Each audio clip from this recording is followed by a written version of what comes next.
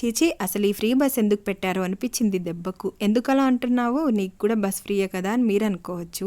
నాకు కూడా బస్ ఫ్రీయే కావచ్చు, బట్ ఈ ఇన్సిడెంట్ విన్న తర్వాత మీకే ఒక క్లారిటీ వస్తుంది. అయితే నేను రీసెంట్గా ఊరికెళ్ళానన్నమాట. ఊరికెళ్ళి వచ్చేటప్పుడు జరిగిన ఇన్సిడెంట్ ఇది. బస్ కోసం ఒక 3 అవర్స్ అయితే వెయిట్ చేశాము. 3 అవర్స్ తర్వాత బస్ వచ్చింది. అంతసేపు తర్వాత బస్ వచ్చేసరికి చాలా మంది అయిపోయాము. ఇంకా మేమందరం బస్ అయితే ఎక్కేసాము. లేటుగా ఎక్కిన నాలాంటోళ్ళం అయితే అందరం నిలబడే ఉన్నాము.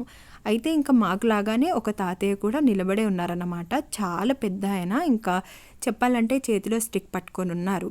అయితే ఆ బస్ మొత్తంలో కనీసం ఒక్కరు కూడా లేచి సీట్ ఇవ్వలేదు. ఇవ్వకపోగా తాతయ్యనే కొద్దిసేపు అలా చూసి ఒక 2-3కి అయితే సీట్ ఇవ్వమని అడిగారన్నమాట.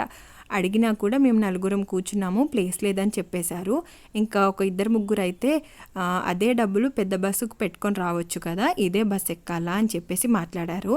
ఇంకా ఇన్సిడెంట్ చూసిన తర్వాత చాలా పెయిన్గా అనిపించింది ఎందుకో నాకు. అదే ప్లేస్లో నేను ఉంటుంటే ఖచ్చితంగా లేచి సీట్ అయితే ఇస్తాను. మీరు కూడా ఇలా ఎవరైనా ముసలి వాళ్ళు పెద్దవాళ్ళు కనిపిస్తే లేచి సీట్ ఇవ్వండి. ఎందుకంటే ఒక 2-3 గంటలు మనమే నిలబడలేము, అలాంటిది వాళ్ళు అసలే నిలబడి ఉండలేరు కదా. మనం వాళ్ళకి హెల్ప్ చేస్తే మంచిదే, తప్పేం లేదు. సో ఎందుకో మీతో షేర్ చేసుకోవాలనిపించింది, అందుకే చెప్పాను. ఈరోజు అయితే నేను నైట్ డిన్నర్లోకి శనగలతో కర్రీ చేశాను, అలాగే చపాతీ చేసుకున్నాను అన్నమాట. కర్రీ అయితే చాలా సింపుల్గా చేశాను. ఏం లేదు, ఫస్ట్ ఏమంటే టమాటాలు ప్యూరీ చేసుకోవాలి, కొన్ని మసాలా దినుసులు వేసుకొని, తర్వాత కడాయిలో ఆయిల్ వేసుకొని ఉల్లిపాయలు, అల్లం వెల్లుల్లి పేస్ట్, పసుపు, పచ్చివాసన పోయేంత వరకు ఫ్రై చేసుకొని ఇందులోనే టమాటా ప్యూరీ వేసుకొని పచ్చివాసన పోయేంత వరకు ఫ్రై చేసుకోవాలి. కారం, ధనియాల పొడి వేసుకొని ఇంకా బాయిల్ చేసి పెట్టుకున్న శనగలు కూడా వేసుకోవాలి. రుచికి సరిపడినంత ఉప్పు వేసుకొని కొద్దిగా వాటర్ వేసి కలిపి మూత పెట్టి 10 నిమిషాల పాటు ఫ్రై చేసుకోవాలి.